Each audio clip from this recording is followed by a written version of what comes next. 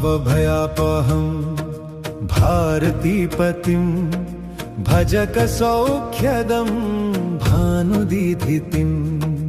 भुवनसुन्दरं भूतिदं हरिं भजते सज्जना मारुतात्मजम् अमितविक्रमं ह्यञ्जनासुतं भयविनाशनं त्वब्जलोचनम् असुरघातिनं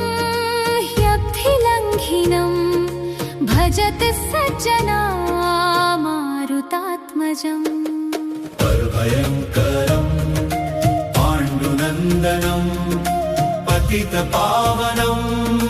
पापहारिणम् परमसुन्दरं पङ्कजाननं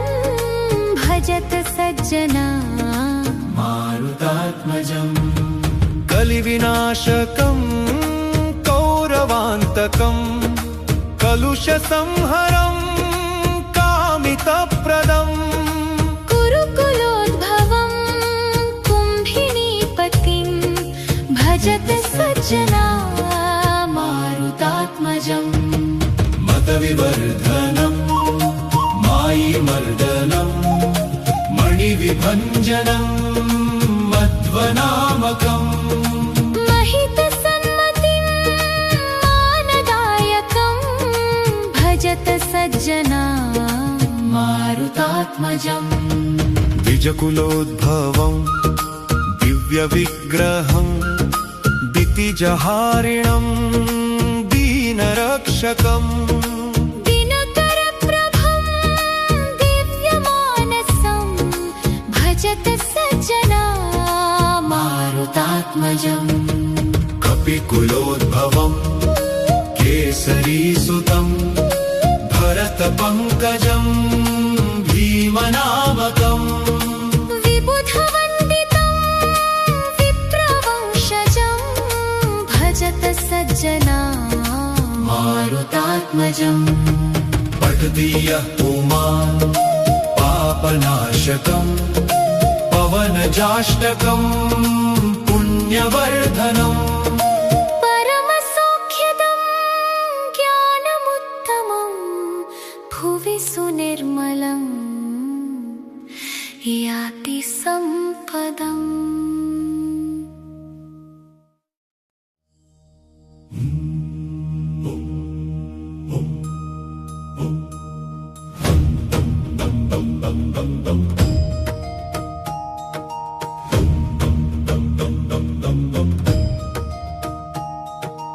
भवभयापहं भारतीपतिं भजकसौख्यदं भानुदीधितिं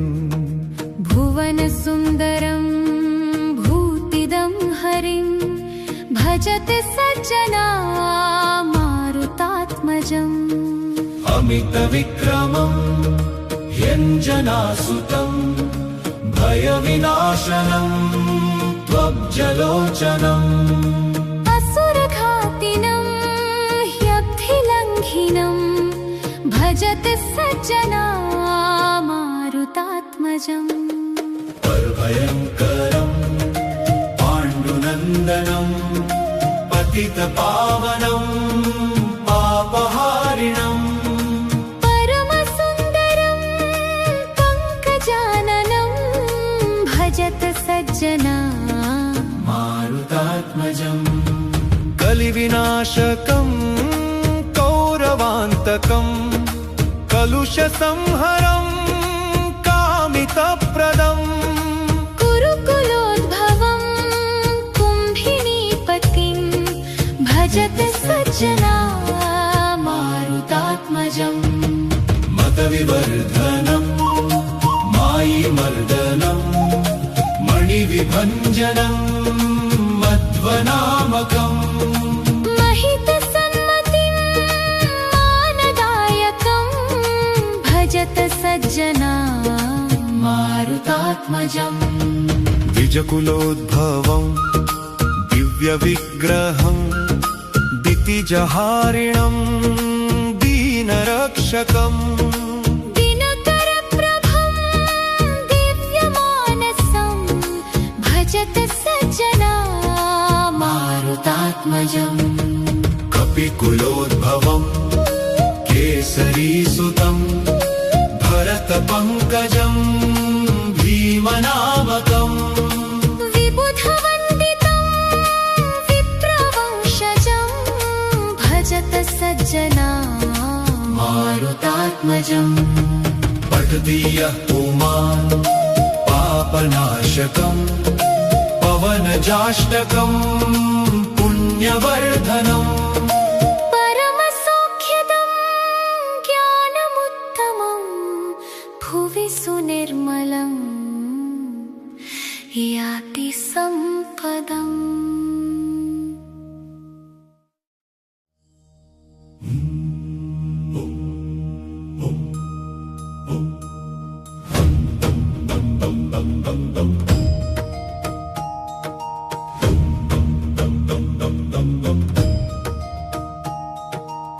भवभयापहम् भारतीपतिम् भजकसौख्यदम् भानुदीधितिम् भुवनसुन्दरं भूतिदं हरिं भजते सज्जना मारुतात्मजम् अमितविक्रमम् ह्यञ्जनासुतम् भयविनाशनम् त्वब्जलोचनम् असुरघातिनं ह्यब्धिलङ्घिनं भजते सज्जना मारुतात्मजम् परभयङ्करम् पाण्डुनन्दनम् पतितपावनम् पापहारिणम् परमसुन्दरं पङ्कजाननं भजत सज्जना मारुतात्मजम् कलिविनाशकम् कौरवान्तकम् कलुषसंहरम् कामितप्रदम् कुरुकुलोद्भवं कुम्भिनीपतिं भजत सज्जना मारुतात्मजम् मतविवर्धनम् मायिमर्दनम् मणिविभञ्जनम् मध्वनामकम् महितसन्मतिं मानदायकं भजत सज्जना मारुतात्मजम् द्विजकुलोद्भवम् दिव्यविग्रहम् दितिजहारिणम् दीनरक्षकम् दिनकरप्रभं दिव्यमानसं भजत सज्जना मारुतात्मजम् कपिकुलोद्भवम् केसरीसुतम् भरतपङ्कजम् भीमनामकम् विबुधवन्दितं विप्रवंशजं भजत सज्जना मारुतात्मजम् पठति यः पुमान् पापनाशकम् पवनजाष्टकम् पुण्यवर्धनम् परमसौख्यदं ज्ञानमुत्तमं भुवि सुनिर्मलं याति सम्पदम्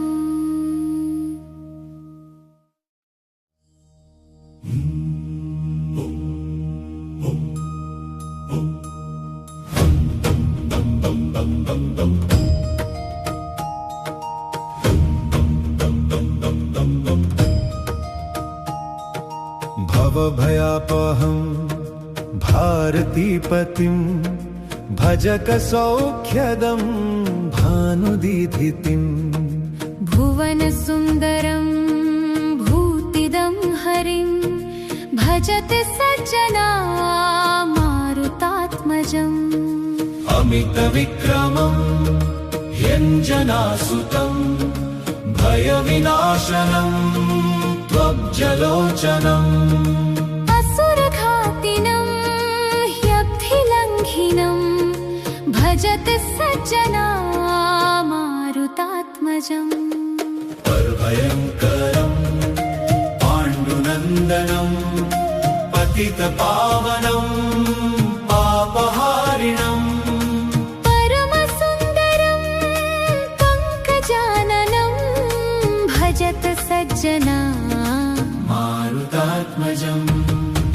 कलिविनाशकं कौरवान्तकं कलुषसंहरं कामितप्रदम् कुरुकुलोद्भवं कुम्भिनीपतिं भजत सज्जना मारुतात्मजम् मतविवर्धनं मायिमर्दनं मणिविभञ्जनं मध्वनामकम् महितसन्मतिं मानदायकं भजत सज्जना मारुतात्मजम् द्विजकुलोद्भवं दिव्यविग्रहं दितिजहारिणं दीनरक्षकम् दिनकरप्रभं दिव्यमानसं भजत सज्जना मारुतात्मजम् कपिकुलोद्भवं केसरीसुतं भरतपङ्कजं भीमनामकम् विबुधवन्दितं विप्रवंशजं भजत सज्जना मारुतात्मजम् पठति यः पुमान् पापनाशकं पवनजाष्टकं पुण्यवर्धनम् परमसौख्यदं ज्ञानमुत्तमं भुवि सुनिर्मलं याति सम्पदम्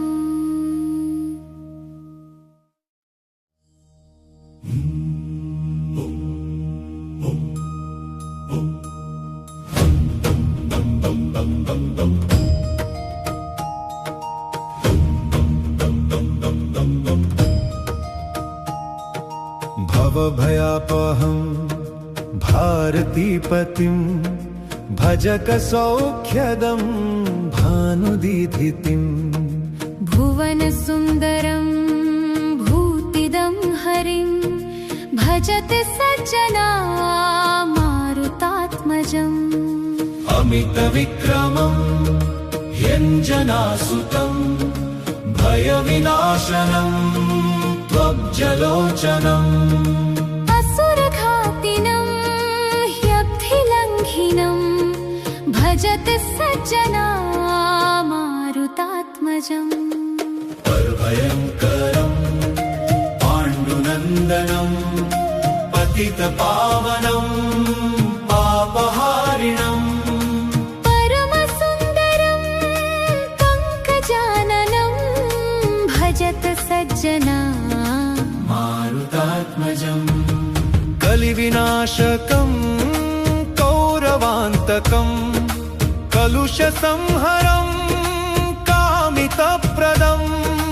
कुरुकुलोद्भवं कुम्भिनीपतिं भजत सज्जना मारुतात्मजम् मतविवर्धनं मायिमर्दनं मणिविभञ्जनं मध्वनामकम् महितसन्मतिं मानदायकं भजत सज्जना मारुतात्मजम् द्विजकुलोद्भवं दिव्यविग्रहं दितिजहारिणं दीनरक्षकम् दिनकरप्रभं दिव्यमानसं भजत सज्जना मारुतात्मजम् कपिकुलोद्भवं केसरीसुतं भरतपङ्कजं भीमनामकम् विबुधवन्दितं विप्रवंशजं भजत सज्जना मारुतात्मजम् पठति यः पुमान् पापनाशकं पवनजाष्टकं पुण्यवर्धनम् परमसौख्यदं ज्ञानमुत्तमं भुवि सुनिर्मलं याति सम्पदम्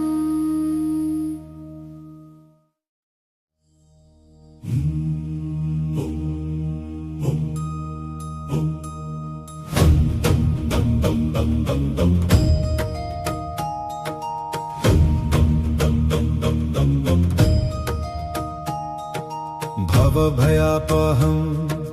भारतीपतिं भजकसौख्यदं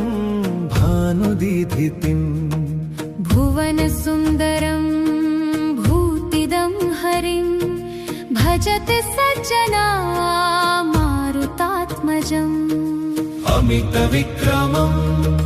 ह्यञ्जनासुतं भयविनाशनं त्वब्जलोचनम् असुरघातिनं ह्यब्धिलङ्घिनं भजते सज्जना मारुतात्मजम् परभयङ्करं पाण्डुनन्दनं पतितपावनं पापहारिणम् परमसुन्दरं पङ्कजाननं भजत सज्जना मारुतात्मजम् कलिविनाशकं कौरवान्तकं कलुषसंहरं कामितप्रदम् कुरुकुलोद्भवं कुम्भिनीपतिं भजत सज्जना मारुतात्मजम् मतविवर्धनं मायिमर्दनं मणिविभञ्जनं मध्वनामकम् महितसन्मतिं मानदायकं भजत सज्जना मारुतात्मजम् द्विजकुलोद्भवं दिव्यविग्रहं दितिजहारिणं दीनरक्षकम् दिनकरप्रभं दिव्यमानसं भजत सज्जना मारुतात्मजम् कपिकुलोद्भवं केसरीसुतं भरतपङ्कजं भीमनामकम् विबुधवन्दितं विप्रवंशजं भजत सज्जना मारुतात्मजम् पठदीयः पुमान् पापनाशकं पवनजाष्टकं पुण्यवर्धनम् परमसौख्यदं ज्ञानमुत्तमं भुवि सुनिर्मलं याति सम्पदम्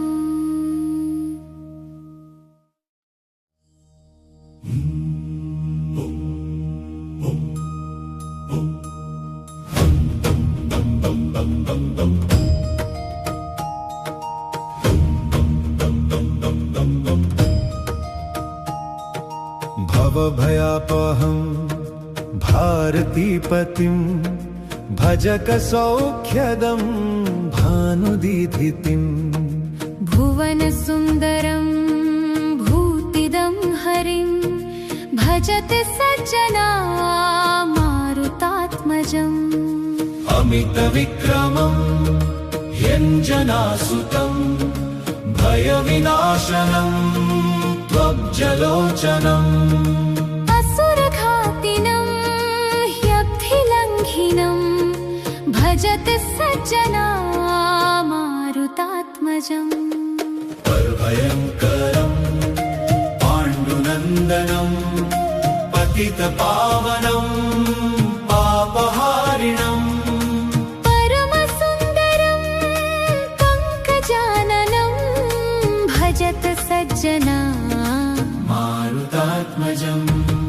कलिविनाशकं कौरवान्तकं कलुषसंहरं कामितप्रदम् कुरुकुलोद्भवं कुम्भिनीपतिं भजत सज्जना मारुतात्मजम् मतविवर्धनं मायिमर्दनं मणिविभञ्जनं मध्वनामकम् महितसन्मतिं मानदायकं भजत सज्जना मारुतात्मजम् द्विजकुलोद्भवं दिव्यविग्रहं दितिजहारिणं दीनरक्षकम् दिनकरप्रभं दिव्यमानसं मारुतात्मजम् कपिकुलोद्भवम् केसरीसुतम् भरतपङ्कजम् भीमनामकम् विबुधवन्दितम् विप्रवंशजम् भजत सज्जना मारुतात्मजम् पठति यः पुमान् पापनाशकम् पवनजाष्टकम् पुण्यवर्धनम् परमसौख्यदम् ज्ञानमुत्तमम् भुवि सुनिर्मलम् याति सम्पदम्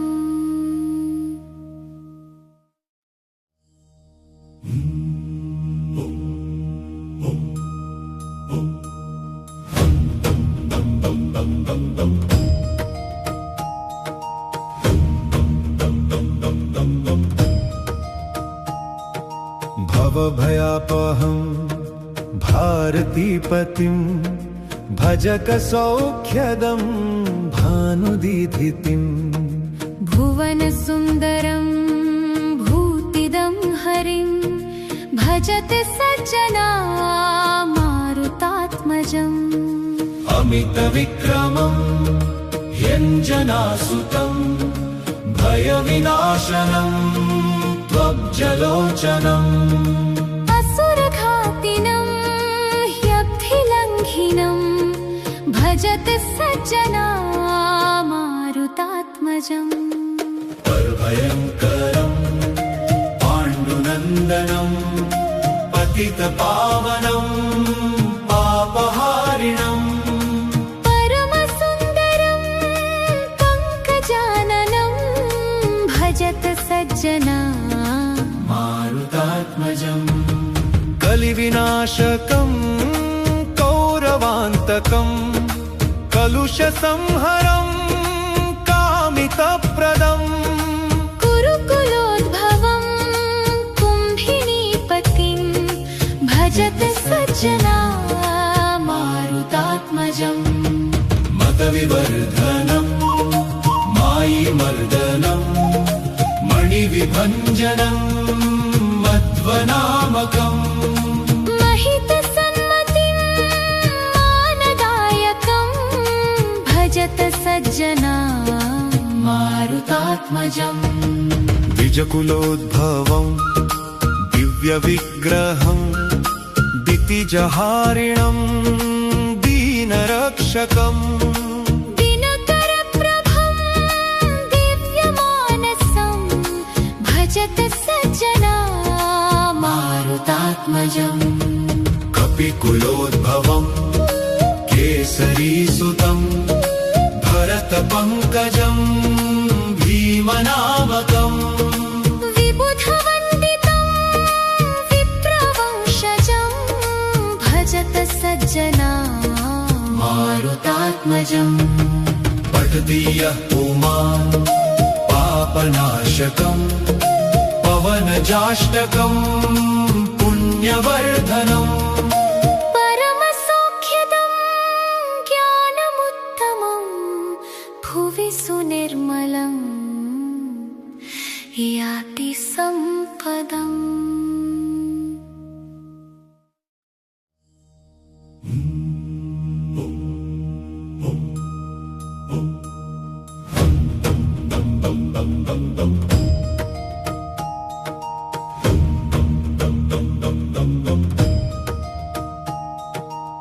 भवभयापहम् भारतीपतिम् भजकसौख्यदम् भानुदीधितिम् भुवनसुन्दरं भूतिदं हरिं भजते सज्जना मारुतात्मजम् अमितविक्रमम् ह्यञ्जनासुतम् भयविनाशनम् त्वब्जलोचनम् असुरघातिनं ह्यब्धिलङ्घिनं भजते सज्जना मारुतात्मजम् परभयङ्करम् पाण्डुनन्दनम् पतितपावनम् पापहारिणम् परमसुन्दरं